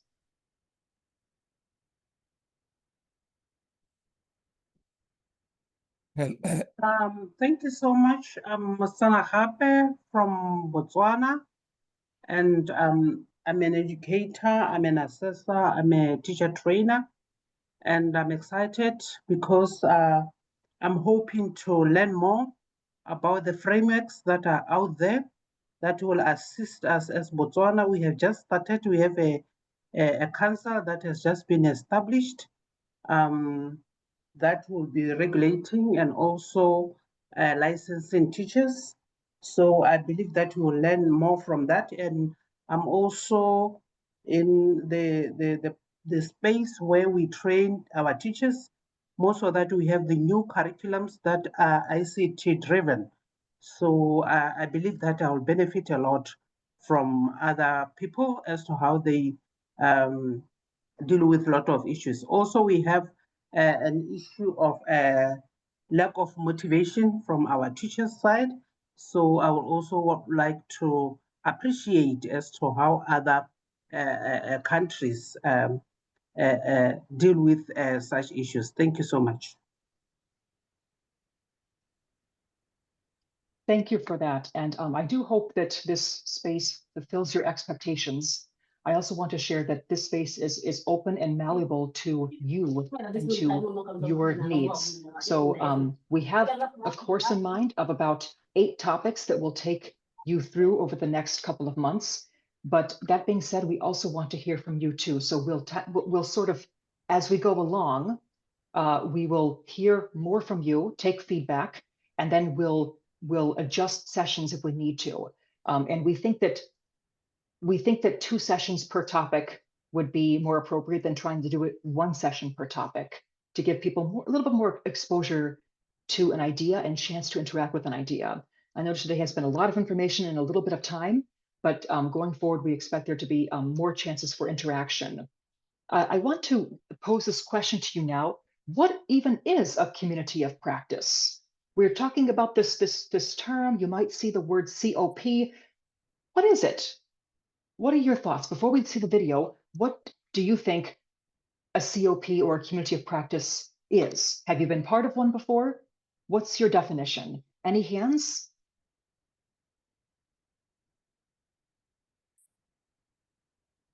I do see hands up, but I don't know if they're new hands or old hands. What is a community of practice? Does anybody want to unmute and give a definition for a community of practice? Can I attempt? Hello? Yes, Derek. Yes. I tend to think if you talk of community of practice, you are talking in terms of people who are engaged in a particular process. As we are talking about educators and people who are willing to share their experiences of what they do in their profession. I don't know whether I'm right. Thank you. That's my attempt. Okay, Hello. I think it was a pretty good one, Tobogo. Thank you. Hello. Hello. Yes, I heard Derek. somebody say hello. Derek, yes, Yes, yes. What do you yes, think a COP yes. is? I think from my little experience, a COP is a little bit linked to what we call professional learning communities, PLCs. I think it's about coming together, learning how this practice in this area is done at the other side and sharing it with other people who could also adapt, considering how it's working in this area, in this region, in this institution. It's about sharing, learning from one another and learning together. So that's my little understanding. And mainly it focuses on specific issues that are challenging teaching and learning, that we all can bring our thoughts and ideas together to see how we can move from a challenging moment to a possible solution. Thank you. Thank you, Derek, for that. Thank you for offering your definition. Dr. Maina Gyako, would you like to share your definition of a community of practice? Hello, can I also come in? Could we first hear from Maria? Yes. Thank you very much, Maria. When you say a community is a group of people who are together. So there's an element of togetherness. Now, when you put practice, these are people who have a common practice. And not just practitioners, but people who are ready to share, listen from each other. Because the communal aspect of it all is that ability to risk and share, say, I don't know, tell me more, can you show? So it's a way in which whereby people collaborate together, they coalesce, but they are open to have their professional scrutinized, but also enhanced through the engagement. So it's a matter of bringing synergies, bringing different ways of doing things, and then building it together. That's how the community comes together. And the practice element is not just an identifier, but it's an aspect of functionality whereby they contribute, they reflect together, they take risks, and they innovate together. Thank you, Maria. Hello. Thank you, Dr. Maina. And hello, can yes, I come Alpha, in? very quickly, Yes, Alpha, yes. It's more or less the same. This is a situation where people of the same profession come together, share ideas, share challenges, and as professionals, you see how best you can profile solutions to Hello? overcome these challenges. Hello. Yeah, That is- please, I have to. Can we move to the video? We're going to watch a short video. See if you're correct. See if your definition is what you see in this video. So Hannah, could you please share? Let's get a definition of a COP. I think we all have a good understanding now, but let's just do a little overview to make sure we got it. Practice is of relatively recent coinage, even though the phenomenon it refers to is age-old. The concept has turned out to provide a useful perspective on knowing and learning. Communities of practice are formed by people who engage in a process of collective learning in a shared domain of human endeavor. Think of a tribe learning to survive, a band of artists seeking new forms of expression, a group of engineers working on similar problems, a clique of pupils defining their identity in the school, a network of surgeons exploring novel techniques, or a gathering of first-time managers helping each other cope. In a nutshell, communities of practice are groups of people who share a concern or a passion for something they do and learn how to do it better as they interact regularly. Not everything called a community is a community of practice. A neighborhood, for instance, is often called a community, but is usually not a community of practice. So what are the characteristics of a community of practice? 3 characteristics are crucial. Beverly will briefly explain. Let me begin with the first characteristic, the domain. A community of practice is not merely a club of friends or a network of connections between people. It has an identity defined by a shared domain of interest. Membership, therefore, implies a commitment to the domain, and therefore a shared competence that distinguishes members from other people. Now to the second characteristic, the community. In pursuing their interest in their domain, members engage in joint activities and discussions, help each other, and share information. They build relationships that enable them to learn from each other. They care about their standing with each other. A website in itself is not a community of practice. Having the same job or the same title does not make for a community of practice unless members interact and learn together. And the third characteristic, the practice. A community of practice is not merely a community of interest. People who like certain kinds of movies, for instance. Members of a community of practice are practitioners. They develop a shared repertoire of resources such as experiences, stories, tools, and ways of addressing recurring problems. In short, a shared practice. It is the combination of these 3 elements that constitutes a community of practice. And it is by developing these 3 elements in parallel that one cultivates such a community. This e-learning video is produced and brought to you by Skills Academia. To learn more, please refer to the original source and read more about social learning theory and how to build a community of practice. You can do this by visiting the website below. We are grateful for all the fantastic work and invaluable contributions. We can go back to the slide. Thank you so much, Hannah, for sharing the video. Yes, okay, so a community of practice. We understand what it is, and it's not something that can just be magically happen. We're going to be building it together over really 5 months if you stay with us that long, and even next year too. So if you can go to the next slide, Hannah, I want to show you what that structure of that course sort of looks like. So today we've begun Module 1. Module 1, there's a typo, sorry. It should say pre-service teacher education. We're spending a bit more time on initial teacher preparation and education. So looking at teacher colleges, looking at programs for teachers, curricula for teachers as their teacher trainees. So there's always overlap with in-service teaching, but with a bit of focus on pre-service for the first couple of months. We expect to meet you 10 times from now until December. Today was the first session, and the dates are all in the course flyer. You're welcome to take a look. We'll also post them. There's going to be ongoing short tasks between sessions, so a little homework to keep us all on our toes and engaged. There's going to be one longer term applied assignment that's due in late November or December. We will discuss this with you in the next session when we see you in 2 weeks' time. But we already have ideas for what kind of applied learning assignment you can work on. And it's applied, meaning that it's supposed to be real life and relevant, a way for you to use your learning and not just read some document and then answer a few questions, but something that is real life. So that's how we hope to spend the next couple of months with you.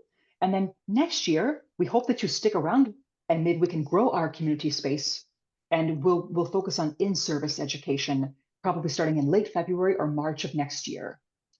So Hannah, next slide, please. Thank you. I want to tell you about our incentive. So as you saw from the video, we hope that you're united by a sense of passion for this topic, but we totally understand that everybody has time commitments and limits on capacity. So therefore, we also want to recognize your work by a certificate. So if you attend at least 8 out of the 10 sessions the whole time, 10 minutes is okay if you join a little late or have to leave a little early, but not really less than that. So we hope that you attend the full session. If you attend 8 out of 10 sessions, then in December, you'll get a digital certificate of participation from UNESCO ICBA. However, if you do the 8 to 10 sessions and then also complete the ongoing course tasks, the mini homework, as well as the final applied learning task, they're all very doable, by the way. If you do all of that, then you'll get a digital certificate of completion. And we'll get to showcase you on our website for having completed the course. Okay, next slide, please, Hanak. Okay, so I'm going to be a teacher now. I'm going to announce that there's going to be a little homework. The idea is not to just give out homework. It's to get us into the thinking, get us into the mode of examining this topic together with each other. So we're going to ask you to identify key policy documents that guide and govern pre-service teacher education in your country. So what are those documents that your country has already? Not the ones that are, being planned or maybe discussed, but the existing documentation, policy documents that guide pre-service education. Hannah, could you click on the second link where it says templates?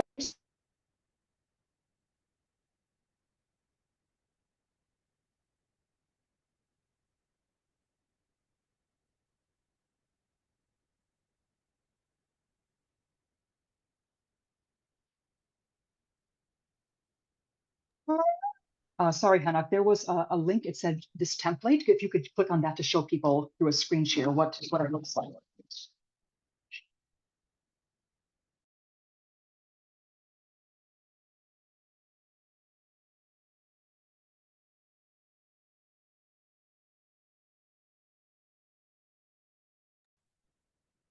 Yes, this is it. Thank you so much. So everyone, this is the last thing I wanted to mention to you is that we are asking you to tell us a bit about what kind of policy documents right now are guiding teacher pre-service education in your country.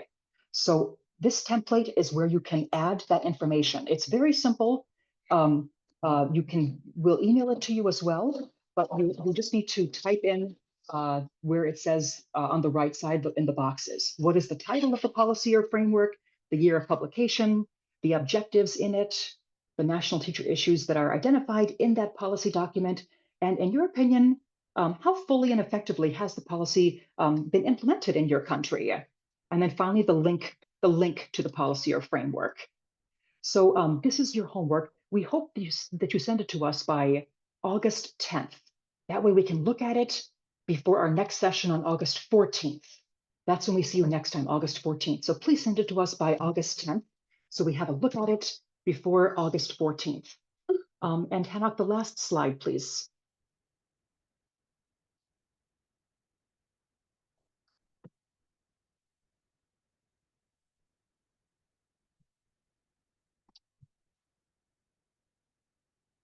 Yes, so the last slide I would like to share with you, I've posted this in the chat box. There are a couple of course resources that we'd like to share with you. These are the links. So the first one is a resource pack.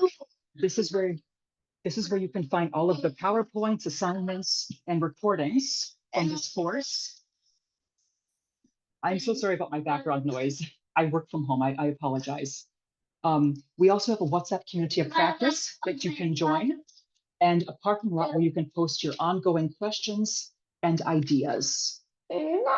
I've taken a little too much time. I would like to call on my colleague, Mr. Salihu Sal, to give closing remarks and to thank people for taking the time to join us today. Salihu, over to you. Thank you very much, Marianne. I hope that you can hear me. You cannot hear me? We can hear you clearly. Ah, okay. Thank you. We can hear you. Thank you very much. Dear colleagues, dear partners, distinguished participants. As we are closing this very important launch session of our community of practice on teacher education reform in Sub-Saharan Africa, I wish to extend on behalf of UNESCO IGBA our sincere thanks and appreciation to each of you. My name is Salihu Sal. I'm Senior Program Coordinator of UNESCO IGBA. And as many of you said, I am also a teacher by heart and by profession. Your presence today, nearly 120 of you at a certain point of this session, representing diverse countries, institutions, and professional backgrounds, is a testament to the growing commitment across Africa to transform teacher education and strengthen the teaching profession as the pillar of sustainable development. We are deeply grateful to our partners who have made this initiative possible. Among them, the European Union's Regional Teacher Initiative for Africa, EU-RTIA. Thank you, Mervi and team, for your insightful thoughts. We have the Global Partnership for Education's KICS Africa 19 Hub. Marianne is one of the coordinators. We have the Shanghai Funds in Trust. We have the Africa Federation of Teaching Regulatory Authorities, AFTRA. Thank you very much, Professor Steve and your team. And of course, we have the African Union, whose vision continues to guide continental efforts in education reform. Thank you very much, Dr. Maina. Thank you, dear presenters, for your very informative presentation, and all participants for your active participation and for sharing your relevant perspectives and expectations from the entire COP course, from the entire COP course. Your contributions are not only valued, they are also very critical to the success of this community of practice, your community of practice. Today marks the beginning of what we hope will be a very dynamic, inclusive, and impactful journey. This COP is not just a series of events, it is a space for collaboration, a platform for innovation, and a forum for reflection on what works, what does not work, and what must be done differently to ensure every teacher is well prepared, supported, and empowered. In the coming months, we will dive into shared challenges, such as quality assurance in teacher training, professional development, teacher well-being, and the integration of digital tools in an inclusive pedagogy, together, of course, with the perspectives you have just shared. But just as importantly, we will share solutions, best practices, and evidence, grounded in the realities of our respective countries and shaped by our lived experience. Let us remember, when we support teachers, we strengthen systems. When we invest in teacher education, we invest in the future of African learners communities, and nations. As we move forward with our bi-weekly sessions, I encourage you to engage actively as you have already done today, challenge assumptions, ask questions, and build connection that lasts beyond this COP. Together, we can construct the teacher education reform that Africa needs. Once again, thank you for your participation today, for your energy, and for your commitments to this shared cause. We look forward to learning with you and from you in the next sessions to come. I hope every one of you will be awarded a digital certificate by fulfilling all the requirements Marianne mentioned earlier. Let this be a start of something meaningful and lasting, and see you at the next session in about 15 days. We are together. Thank you very much. Sally, should we get a group picture? Yes.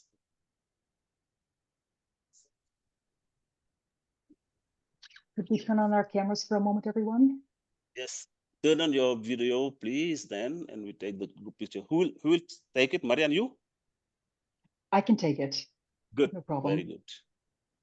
Okay. Turn on your videos, please, just for a moment.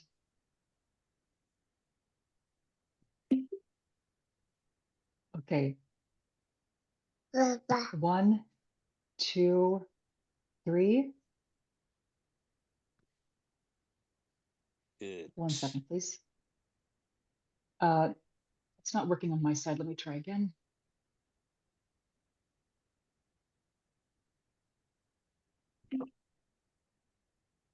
Hanak, are you able to take the picture? Sorry, something's not working on my side.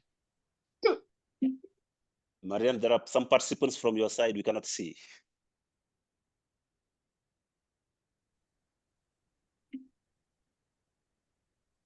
Unfortunately, mine is playing up. Yeah. My camera isn't working.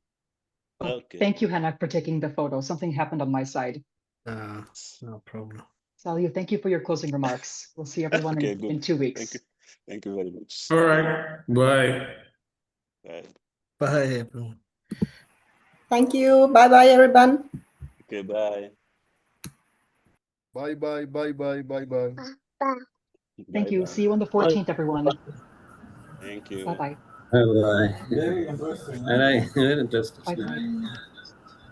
Sure. Yeah. Thank you. Marianne, you video. Presentation. Have a good time until. Yeah, thank you so much. Thank you so much. Bye.